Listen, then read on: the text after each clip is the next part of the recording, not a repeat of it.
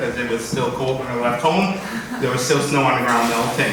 So I'm going to tell you, my name is Bauknight. Obviously, I'm going to tell you a story about how one interaction actually changed my career trajectory and to what I'm doing today versus what I was doing then. So back in 1994, I was invited to be a panelist at the Capitol in the state of Minnesota in St. Paul to decide who would be the sculptor for the Roy Wilkins Memorial. Roy Wilkins, the civil rights leader, is from St. Paul, and they're going to develop a memorial for him on the Capitol Mall. And there had never been a memorial to a black person on the mall, so I was part of this panel.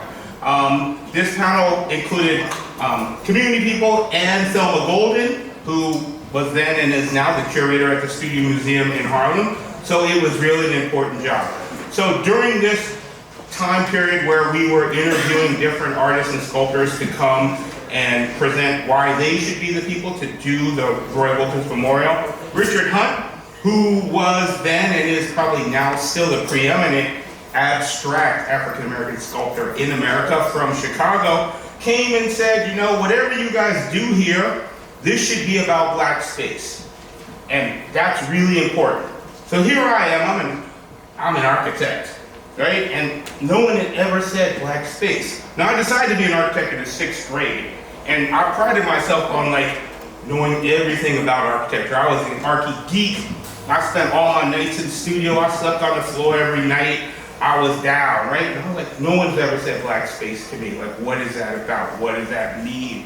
Whoa, I'm shocked. So Richard Hunt came, and he came at a time when we were taking a break, so I got a chance to go out in the hallway and talk to him. And I said to him, look, Richard, you're like blowing me away. No one's ever said black space. What are you talking about? So Richard Hunt started talking about, okay, well, this is really about who has the ability to control and make space, right? And black people have not had traditionally that opportunity, that ability to own and control space and to make it and to develop it. And so if you're going to create something, you know, for Roy Wilkins on the mall, it really needs to be about black space, but at the same time, you need to think about how in community you're going to assist people in really having agency to control their community. It's not just about the aesthetics, it's not just about the feeling, right? You know, I grew up in the church, so yeah, on every Sunday we were in black space.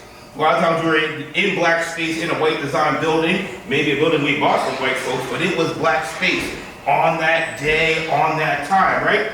So I'm like, wow, I'm thinking this is incredible to me. So I was already working in community, I was already working in my community, I was already dedicated to doing this work. This really got me thinking about, well, how do I do this work differently? What does this mean in terms of how I interact with people in my community to develop this work? So I started really thinking about that and how would that change how I saw the work that I did as an architect. Like, what did that mean? So the project comes, it goes, we didn't hire Richard Hunt, but we hired another sculptor from Atlanta, Curtis Patterson. He did the project and called it Spiral for Justice. But for me, it was about how did I now keep doing the work that I was doing. So I'm working in North Minneapolis, which is the African American neighborhood in Minnesota. And I am engaged in working with a charter school. This is about 3 years after Richard Hunt. I'm working with a charter school, Seed Academy. They are an African American charter school, and they are in an old converted nursing home that they're using as a classroom building. They want to add a gym to their charter school. They don't have a gym, and they're like, I think they're K6.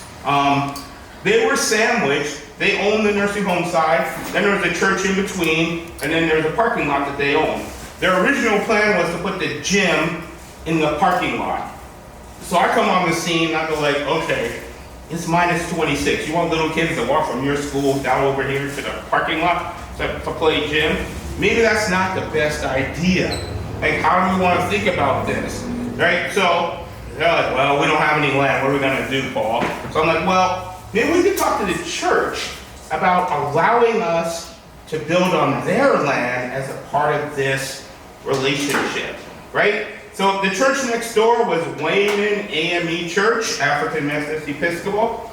I am a preacher's kid, grew up at St. James AME Church in Cranford, New Jersey. So I had a little bit of an in to like, okay, how does the church world work? So I suggested that we approach the church and say to them, well, can we do a deal with you and basically like, can we build on your land in exchange for you getting access to some facilities, right? Kind of an air rights deal, right? So now, yeah, I'm a preacher's kid, I understand the church, but it's still the black church, right? So you got to go in the room with the pastor and the trustees and explain to them why this is a good thing to do for community. Now, Reverend Ref, he knew me. I was still had my good church bona fides. I was a trustee. I was superintendent of Sunday school. I was the president of the choir. So I had a little juice, just a little bit, right? Just a little bit. But because in the black church, pastor's still God. So he said, no, we're done, right? And also, we had a little complication. Eric Mahmoud, who ran Seed Academy, he was Muslim. So this is 1996. So it was a little bit dicey trying to get the church to see that giving up some of their land for community was the right thing to do, right? Because they were still thinking, well, yeah, but we own this land, which is really important, and I'll be the first to say that, yeah, controlling and owning your land was important, but at the same time, the benefit of the community is a higher calling than just the church owning the land. So we convinced the church that they should do this deal to allow Seed Academy to build a gym on the church's property in exchange for the church getting access to 2 classrooms in the building. And we also then had more room to work with, so we were able to express the ethos of Seed Academy as a black school through the architecture and design. Because part of the black space has also been about thinking about, well, what should that look like? Like, what does black space look like? What is that, right? Because when you go to architecture school, everybody has space.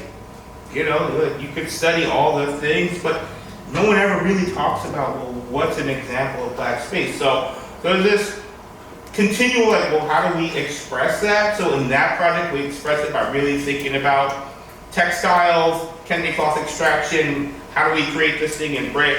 What does that look like? How do we make that connection? But long term, the whole idea is really about agency. So how do we, community-wise, allow black people to have agency about what their community should be, so that they are controlling the space that is theirs, ergo black space. What does that mean for me as a practitioner was really focusing on that kind of work, and gradually over time really understanding that the driver for who owns control space, what does it look like, is really the systems challenge. It's not what you build, but it's who owns it, who manages it, what are the politics about it, who has the money, right? So all of those things are the drivers.